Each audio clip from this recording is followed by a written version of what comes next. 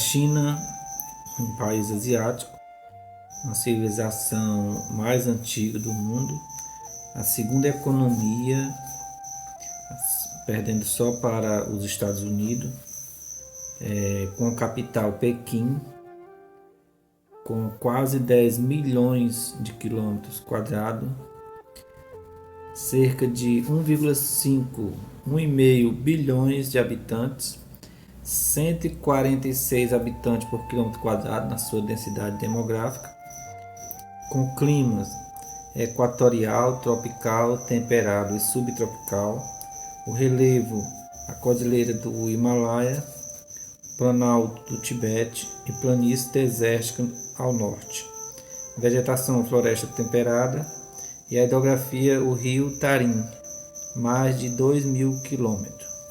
A China, conhecida como o dragão asiático. Uma das lendas orientais narra que o dragão foi requisitado pelo Deus Criador para participar da criação do mundo, simbolizando, portanto, a sabedoria. Na China, os antigos imperadores intitulavam-se Filhos do Dragão, e até hoje muitos chineses se consideram descendentes dessa figura mitológica. Berço de uma das mais antigas civilizações, a China é um dos países cuja economia mais cresceu no mundo nos últimos anos. Tornou-se o dragão da economia global. Seu PIB em 2017 foi de 12,2 trilhões de dólares, somente superado pelos Estados Unidos, com 19,4 trilhões de dólares. A China, com uma população de 1,5 bilhão de habitantes, um país muito populoso e muito povoado, com a densidade demográfica que nós vimos aí, cerca de muitas cidades chega a mais de 200 habitantes por quilômetro quadrado, mas há uma grande má distribuição na sua população. Então, devido a este país muito populoso, lá foi criado a política do filho único, isso que nós vamos ver agora. Diante do grande crescimento demográfico da China, em 1979, o governo adotou, nas zonas urbanas, a lei do um casal, um filho.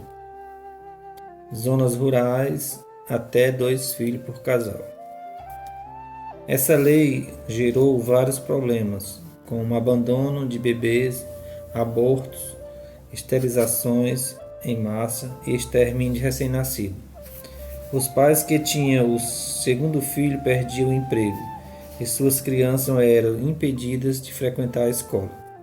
No ano de 2015, foi abolida a política do filho único, em decorrência da necessidade de ampliar as forças de trabalho e amenizar o impacto do envelhecimento da população. Nós temos a população da China se distribui de maneira desigual pelo território. Leste, de clima temperado e subtropical, com terras férteis e predomínio de planícies. É a mais industrializada e povoada, com áreas cuja densidade demográfica supera a 200 habitantes por quilômetro quadrado.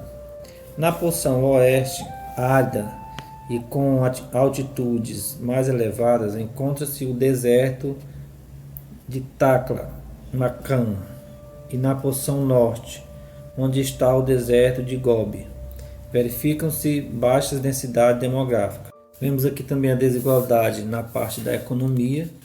A China criou 4 zonas econômicas especiais, a ZEE, nas quais é permitido às empresas estrangeiras investir capital e tecnologia em associação ou não com empresas estatais chinesas. Investindo nas ZEE, as empresas gozam de privilégios oferecidos pelo Estado, como facilidades na exportação e importação. Foram criadas outras zonas para o investimento estrangeiro em 14 cidades costeiras. As 13 províncias da fachada litorânea, onde vive 37% da população chinesa, recebem 80% dos investimentos estrangeiros diretos e são responsáveis por 88% das exportações e 90% das importações.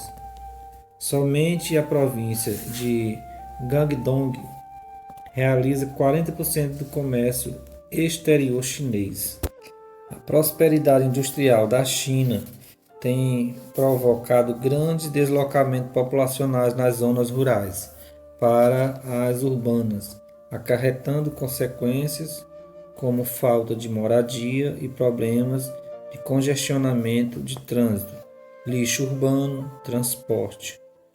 É nesse sentido que se fala que a China está sofrendo uma desruralização.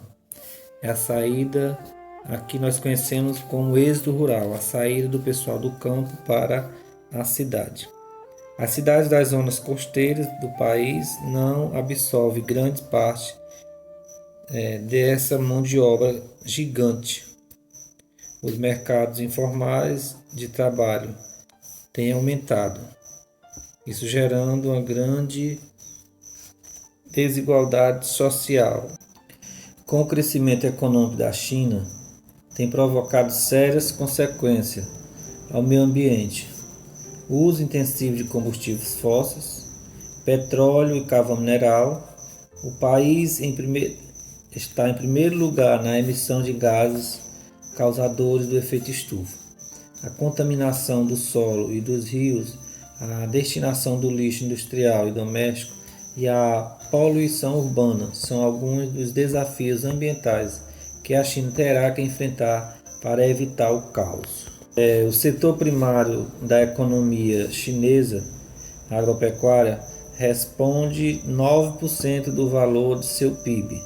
A mineração e a indústria responderam por 41% e os serviços por 50%. Na sua população economicamente ativa, 28,3% dedicavam-se ao setor primário, 29,3% à mineração e à indústria, e o restante, 40,4%, aos serviços.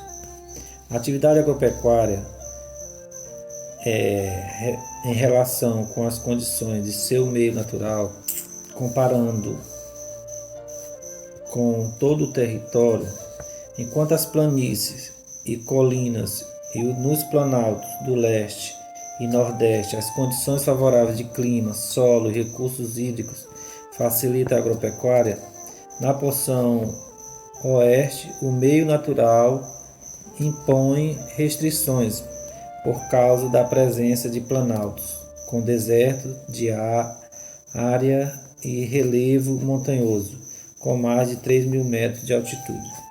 A China é o maior produtor mundial de trigo, arroz, algodão, chá e amendoim, e o maior importador de grãos e farelo de soja. Temos aí esta figura que abalou as nações neste ano de 2020, conhecido como a pandemia do coronavírus, de origem chinesa, numa cidade central da China, Wuhan, que deu origem ali no mercado de Wuhan, através de sopas de morcegos.